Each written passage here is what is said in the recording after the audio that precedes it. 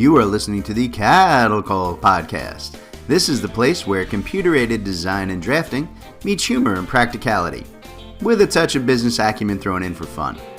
Jim and Rocco, the owners of Zentech Consultants, the premier U.S. technology consulting firm for architecture, engineering, construction, and manufacturing, discuss the fascinating world of CAD with some humor and some honesty. The Cattle Call Podcast. Hello, everybody, and welcome to another episode of the Cattle Call Podcast with Jim and Rocco from Zentech Consultants. I am Jim. And I'm Rocco. He is indeed. I don't like to be confused as Rocco. So today, right, we're talking about software resellers versus technology consultants and what is the actual difference. Today's podcast isn't just about the CAD world. You know, we do try to mix things up now and again, after all. So today, like I said, we're talking about the difference between what is a software reseller and what is a technology consultant. And they're both they're both people that we deal with on a regular basis in the CAD and the design world. And to be fair, right, there is a bit of overlap between the two concepts, but there are distinct differences as well. The truth of it is there are a lot of software resellers out there who claim to be consultants, when they're really not, which muddies the waters even more. And it makes, actual tech consultants, kind of like Rocco and I, it makes us completely crazy. So since today's topic does Makes you crazy? Well, I was crazy to begin with, but this doesn't help. It's not making me better. And then again, what could make me better? I don't know. Bourbon? That might help. But you keep yelling at me. Apparently, that's not allowed for lunch. Who knew? So it's in the handbook. It's in the handbook. I have to read the handbook. Should have done that. So, all right, Rocco. So since today's topic, it does dwell more in the management space rather than the tech side, right? I'm going to shift a lot of what we're talking about over to you for a change. Yep, I know. Everybody's shocked. I'm actually going to let Rocco take the lead and do most of the talking today for once. Okay, so, all right, partner, so this is your show today. So, let's start off, give us all some definitions. What exactly is a software reseller? What do they sell and how do they work? And what are the positives and the negatives of working with one?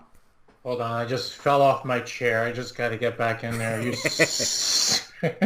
Hey, listen, I let you talk sometimes. It's not my fault. My wife asked me to keep you quiet. She says you talk way too much at home. So what is a software reseller? I mean, it's basically in its name, right? I mean, a software reseller is somebody who sells software. I mean, they sell software and they're given quotas through the company that they ultimately sell for, and they make a margin. It depends on the product and the company that you're talking about, but there could be anywhere from say 10 to 15% margin, depending upon what you're doing. So their ultimate goal, while they're backed by the lead company that they sell for, in terms of the training that they get, their ultimate goal is to sell software, and that's primarily the leading factor, the leading point in what they do is sell software. My past experience, and I've been around for a while. A long while. The secondary factor are the training and related services. So you'll have sales engineers, for example. You'll have sales folks, and then you'll have sales engineers who will actually show the technology and help with the sales process. But their ultimate goal is to sell seats, to get to make those margins, to help the ultimate mothership. Okay. So let me ask this, because I noticed a couple of things, right? Things that that click in my brain, because like you said, you and I have been doing this for far too long, all right? But a couple of things I just want to clarify. So why are they a software reseller and not just a software seller? What is the difference?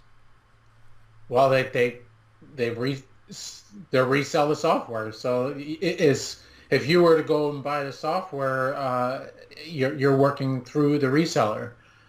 And the core difference is that they have the internal skill set who understands the software, and they're able to help you purchase. Yeah, I guess the point that I was trying to get with the question is that the a software reseller does not work directly for the software developer, right? So in other words, if you're selling Right. Microsoft or Autodesk or any of those product lines, you don't work for that company, right? These are smaller third party intermediaries, right? They get their licenses from the big software developers, right? And then they're going to add, like you said, which was my next question, right? You kept referring to a margin, and I'm going to ask you to explain what that is in a minute, right? But they don't work directly for those companies, so they are entirely about making a short term profit, because that's literally the only income that they have. Right? And that income is in what we call a margin, right? And if you explain to folks what a margin is. A margin is a percentage of a sale. So if you sell a software package for $3,000, for example, you're going to get a percentage of that. So it could be anywhere from, like I said, 10 to 50% Right. of that is yours to keep, or is goes towards the reseller partner. Yep. Absolutely. Absolutely. That's it. So it's really like a discount, right? So whatever the software reseller is charging you, right? They're taking whatever you pay, sending that minus their margin to the actual software developer. So they get a very small percentage. So they need to sell a lot of software in order to make it feasible for them to stay in business, right? So that's why Exactly. it's so important for them. I mean, it's listen, not that don't misunderstand. I don't think anybody's saying software resellers are bad. We're software resellers at some level, right? We do resell some software packages here, and we've done that for many years, and you can make some money at it. But it's a lot about sales and selling as much as you can. It's definitely a quantity over quality type of business model. Okay. Yeah, and not to get into the too much history here, but a lot has changed over the years. What a lot of these software companies have done is they brought in a distributor, an intermediate distributor, so that now you're as a reseller, now you're not purchasing directly from a company like Autodesk, for example. You're working through a distribution channel, somebody like a Tech Data or an Ingram Micro, for example. Whereas the old days you used to buy direct. Mm-hmm. So there's an extra layer of complexity now, and a lot of these companies have made these changes for a variety of reasons, partially to eliminate their risk, partially to so that they're able to focus most heavily on the development of the software packages themselves. Right. And I think that intermediary, right, like you said, that supplier, so to speak, they are taking a bite out of the pie as well. Sure. And that the software developers aren't taking a cut; they're still getting their full amount. And that intermediate developer or distributor, they're taking their end out of the software reseller's piece of the pie. So where you used to make 20 or 30% margin, now you're only making 10 or 15. So it's really become an uber competitive place where they really have to hustle to survive. So all right, so okay, so really that tells us, I think, a good idea about one half of our topic today. All right, so let's talk about the other side, right? The technology consultants. So what do these guys do that a software reseller doesn't, and why is it better or worse to work with a technology consultant? Well, the tech consultant is really an expert in the software. I mean, they live and breathe within these software solutions. Their interest is not around pushing seats, pushing the software. Their interest is around getting customers to utilize, to understand, to make best use of the technology. Mm-hmm. And I think that the advantage of working with a technical consultant is that their interest is exactly that, in getting you to more effectively use the software. It's not buy more licenses. It's not upgrade to a higher level version of the product. It's use what you have on your table right now, on your desktop right now. Right. Yeah, I think it's an excellent point. I mean, and I think that is the key difference. Listen, I'll say I've always been kind of a technology consultant, so where I fit into this niche, it's even what I do mostly here at Zentech. And I think the key difference, to my mind, has always been that, like I said, a software reseller, they work primarily for the software developer. You know what I mean? They're selling that product. Whereas a technology consultant works for you. You're hiring a consultant to optimize your processes in your day-to-day workflow and make things go better for you. So I think the technology consultant has to look at it. We don't care on the tech side what software you're using or which version, like Rocco was saying. It's all about making sure that you, the paying client, right? You're hiring me to make your life easier. I have to make your life easier. So my focus is on, working for you and not telling you, hey, that software is great for you, whether it is or not. It's simply, I have no problem at all. I tell people constantly, yeah, you really should dump like 3 or 4 of these software packages and save yourself some time, money, and aggravation, So I think that is the big difference between the two. I would absolutely agree with that. So Rocco, what do you think? Do most of the folks that we deal with here at Zentech understand the difference, between a reseller and a technology consultant? And, do they know why it's important for them to choose the right option for their company? Or, do you find that people tend to work with whoever their traditional reseller partner is, right? And have to be actively convinced to try something new with a technology consultant? Well, I think the response is kind of all over the map. It depends on who you're dealing with and what you're working with. Within larger companies, there's folks that have contracts in place, and so it's hard to make the change. But do they understand? I think once they start digging, once they start doing some researching and talking to folks like us, they learn the difference. Like you said, we're not. If somebody picks up the phone and wants to have a conversation with us, we're not pushing them to upgrade. We're not pushing them to buy additional software. We're looking at it from the aspect of, or from the angle of how are you utilizing the software today? What do you want to be able to do with it? Okay. So that's pretty much what I see. Okay. Yeah, that's fair. I agree with that. I think that's about what I see as well. Okay, so I think we're going to take a break here.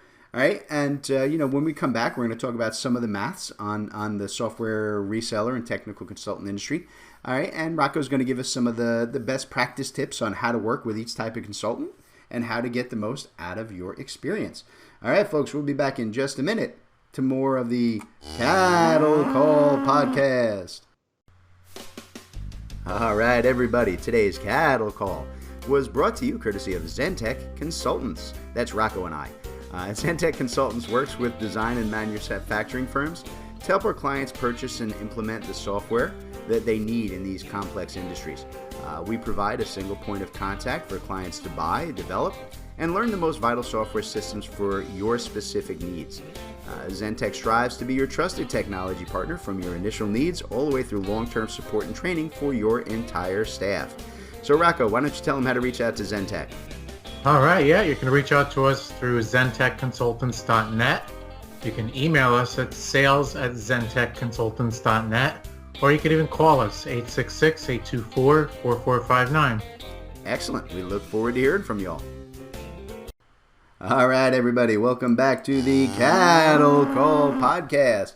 And today we're talking about the differences between resellers and consultants on the technology side of our industry. Okay, and I am letting Rocco take the lead on the session, so he's doing most of the talking, but I did do the research on the maths for today's web topic, okay?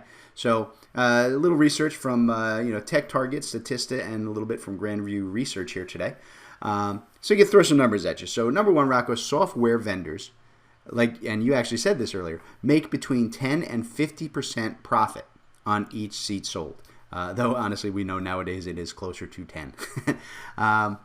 So enterprise level software, that's big company-wide distributed software that everybody has to use.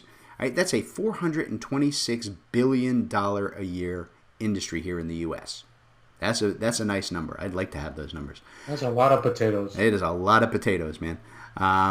Application software, right? Those are more individual installed programs for things, like CAD and so on, stuff that's installed locally for specific people. That is a $210.4 billion in the U.S. every year. Not bad numbers, all right? So here's an interesting one. It's one that I think you need to keep in mind, Rocco, since you do a lot of our sales stuff.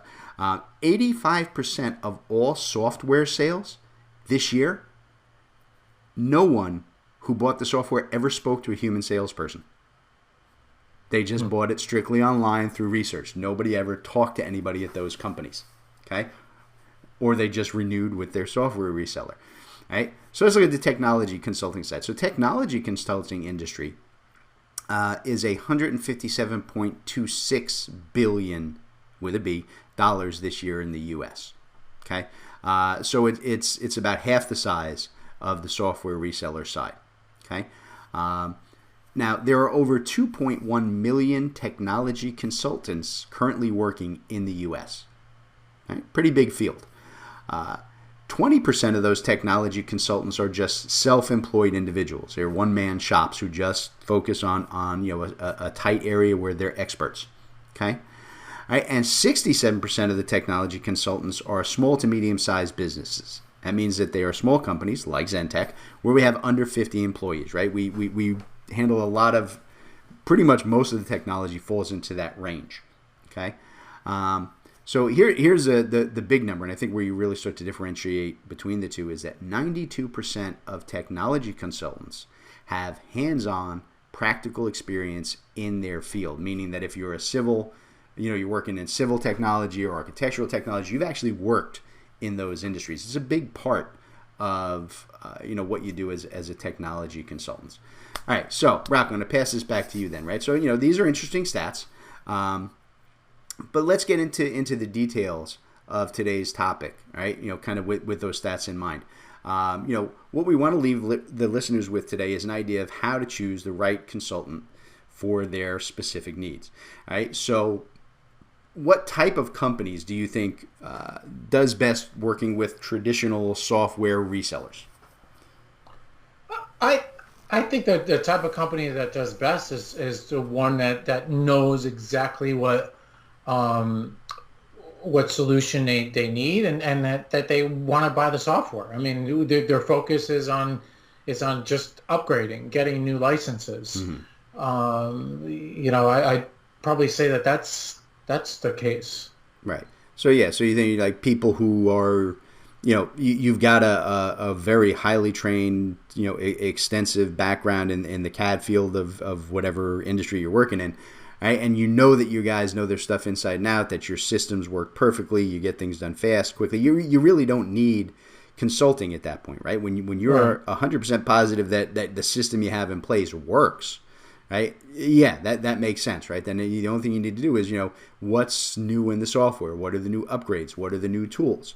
So you can go to the software reseller and maybe even get a little, a quick 1 hour training on like, hey, what's new in the new version? Show us what it does. Okay, cool. Now my guys know enough and are competent enough in their field to really just be able to push forward and work with that without any kind of, extensive consultation. So, okay. Mm. All right. So then Rock, as you expect, all right, I don't doubt, I'm going to ask the same question on the other side. All right, what type of companies do you think are best suited to working with technology consultants? Those that, to kind of go back to what I was saying in the first half, those that are that realize that they have too much technology as it is and want to make better use of what they have on their desktop. Those that are really looking for subject matter experts. Who not only understand the software but also have those years of experience in the industry.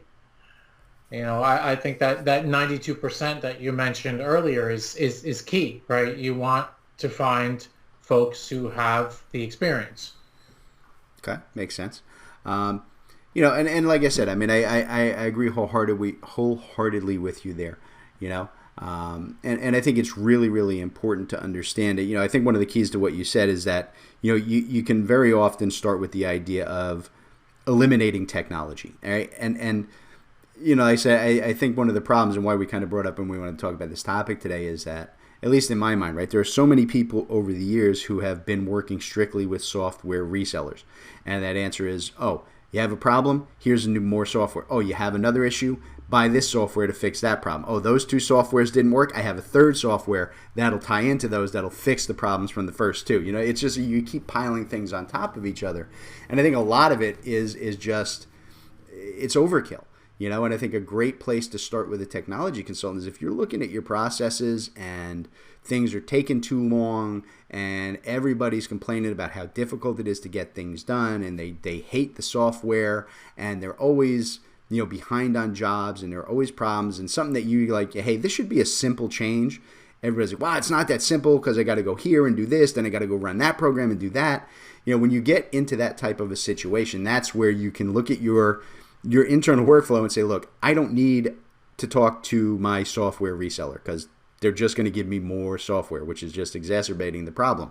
What I need is a tech consultant who's going to come in and tell me, okay, look, this one software will handle what those three are doing, eliminate those three, save yourself a ton of money, and we will work with you to configure this one software and train your people on how to use it faster, quicker, and better. And I think that's really the big key. So I think you hit it absolutely on the head. You know, in the process of elimination kind of style. Mm-hmm. So, all right. So let's talk then in terms of real world process.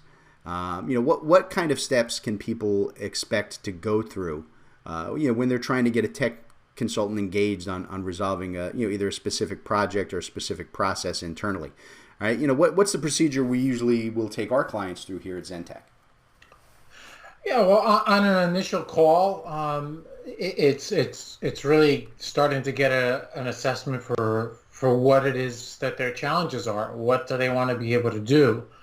You know, here at Zentech, we'll actually schedule after a preliminary call, we'll actually schedule a needs assessment. So let's open up the hood a little bit. Let's take a look at what you guys have set up. Let's talk about where you want to go, what your core issues are, what your needs are, and from there, once we take a look at your setup, we'll work with you to put together a formal statement of work, with options, right? I mean, we're not out to put a $300,000 service job in front of you. We want to make sure that you're comfortable with the steps that you're looking to take. So take baby steps. Let's work with one another one step at a time and grow from there. That's basically our approach here at Zentech. But to be fair, I mean, if they want to spend $300,000, I won't say no. I will. You know, I'm just saying I'm okay with that too. Sure. But no, I think you're absolutely right. And so when you're dealing with a technology consultant, you know, it really is about spending the time to learn what your current processes are, and again, it's about doing everything from setting up standards, understanding your internal workflow processes. Right, where did your documents and your designs live? Where do they move? Who has to approve? Who has to sign? Who has to review? And how do you handle the communication and flow of the data within the company?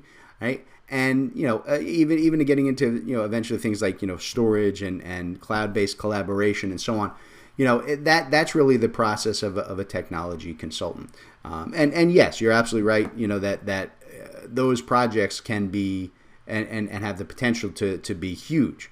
Right? And I think that the best approach is exactly what you said, Rocco, which is not trying to bite it all off in one giant chunk, right? Because then you just choke on it. It's about nibbling, right? So, okay, maybe it's going to be, 3 or 4 years of small, tiny projects, a few thousand here, a few thousand there, doing what has to happen to, optimize one thing at a time. I think that is a better approach for most companies out there, right? And listen, if you got a few $1 million sitting in the bank, that's burning a hole in your pocket, we'll take the $300,000. But usually, we tend to work a lot smaller than that. Okay. So, all right. So, Rocco, as best we can, here, when we're doing the podcast, we do try to separate from our business, right? But it does overlap, right? At Zentech, we use it like we have been just in the previous example, right? We use Zentech as a touchstone, just, we know the details of how we handle things best, right, with our clients, so we can kind of share that with people. So using Zentech as a touchstone again, right, with your experiences here, what are the key things that listeners should look for in a consultant? And I don't mean to, shine us, you deal with Zentech, but in general, right? What are the biggest warning signs, that consultants aren't what they claim to be, or that they can't do what they're saying they can do? What are the important factors? Well, you have to talk to them, right? I mean, get an idea for their history. How long have they been in the industry? What kind of customers do they work with? If necessary, get references. Who have they worked with in the past? You generally get a good feeling from folks when you have a conversation with them and they tell you about the kinds of jobs that they've done. Obviously, if you have references, if you know who's worked with somebody, if you know that they've worked with somebody else in the past and they've done good work, well, it's a good sign. Yeah. Yep. And I also think, going back to what you said earlier, right, I think that the scope of what they're trying to do up front, I think, is a big warning flag. Honestly, if you get a company and you haven't worked with them before and you really didn't know them and you're trying to, suss out if they're the right consultant for you, I think if they're like, look, we can do this project and it's going to be this massive project and we're going to do one big project and we're going to charge you $1 million. Yeah, huge red flag. Even if you can afford that kind of money, I think that a company that's looking to do a number of smaller jobs is a smarter way to go, because here's how I look at it. And this is what we do when we hire consultants, and we work with consultants as well here. We bring in a lot of consultants to work with us, on our company, is that, someone who comes in with a small project or takes a large project and says, look, let's break it down into 4 or 5 smaller bite-sized pieces. What that means is they're confident enough and they know that they're going to do a good enough job in the first piece that you're going to want to go to the second piece and the third piece and the fourth and so on. And I don't know, to me, I just think of anybody who's willing to kind of, risk and say, look, I'll just take less money and less time in a smaller job to show you that I really am as good as I tell you I am. That's kind of how I look at it here. And that's where when we're hiring consultants, that's always one of the things I look for. I like people who tell me, listen, man, hold on to your money. Let's do a smaller bite-sized program first. Then we'll add all the bells and whistles later. So that's my personal opinion. I always look at that as a big warning sign. So yeah. All right. So I think with that, I'm going to let you off the hook of being our main speaker today. Did you have fun? No. I didn't think so. But hey, look, I'm going to point out here that this is recorded, and I have it on record that I am not the one who does all the talking around here, just most of it. I give Rocco his moments to shine. Let's be honest, he doesn't shine as brightly as I do because, I'm amazing. But, I give you your opportunity. Somebody save me. No one's saving you. You're doomed. You're my partner. You're stuck, dude. You're not getting out of this one. They're short of death. So, all right. So I think we can wrap that up. And I think with that, folks, we are out of here. And we will catch you all on the next episode of the Cattle Call Podcast.